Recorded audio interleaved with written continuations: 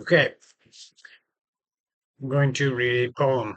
If you like poetry and you like free-spirited, open-mindedness, humbleness training, solitude solutions, if you like the darker side of life, but not as evil, just the where you don't mind the night times, you're not afraid of the dark. Uh, I- I'm gonna read a poem and probably go to sleep here in a little bit. I don't know why I'm not sleeping very well, but that's what we writers and artists do and how we are and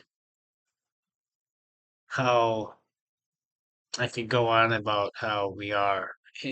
We already know how we are. We know who we are.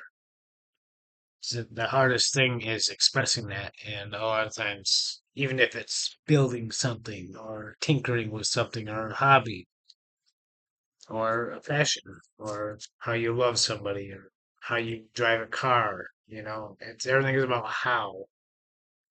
So I'm going to read a poem, and I have a few of them. Love it. Fucking.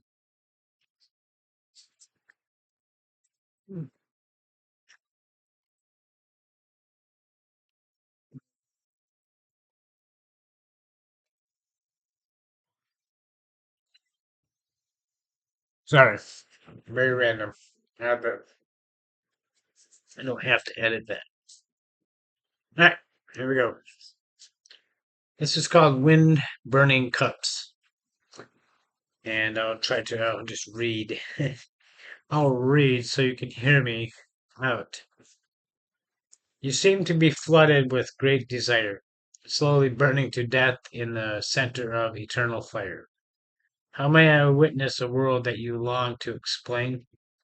Your emotions keep passing through in verses, and the curses are only as microscopic as this earthly flame. Throughout my conscious awareness of your life's poetic line, though nothing has yet been engraved, thus nothing set in rhyme. And you seem to possess a wish for another falling grain of sand. How do I sit off in the distance while you try to take my hand? You pretend that the flames can't torch the flesh or burn the soul. You still keep your crying eyes upon the heat waves of self-control. And as I get closer to the universe that you have made for me, I am reminded by your grace that perhaps this was never meant to be. These eyes that witness your world may never appear again. These days that go by, as you attempt to remember just where and when, because would you still be here even if you were not here today? So close to the truth in words that there is nothing more to say. The heat waves become fed in and intensify. I don't know how long we will live, but but I know that we're all going to say goodbye. And as I turn in a state of confusion and rage, you tell me that you've been reading, but then you lost me in the page. Now in complete darkness, there seems to be nowhere to go. All of your emotions have been exhausted, and wouldn't you know, you still keep on drinking from the wind-burning cups of the wise. Just how may I witness a world that dropped you from its skies? Psalm 1. The living, or the one and only way down this long and blinding road. Psalm 1. Living for the great day when we create our own abode.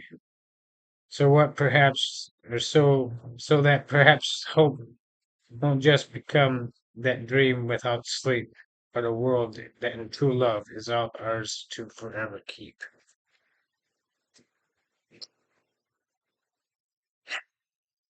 I would say shorten it. I would say probably simplify.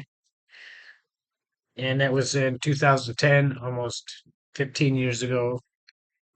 So, eh, I better get some sleep. I, if you watched the video, thanks, but you got to start somewhere, right?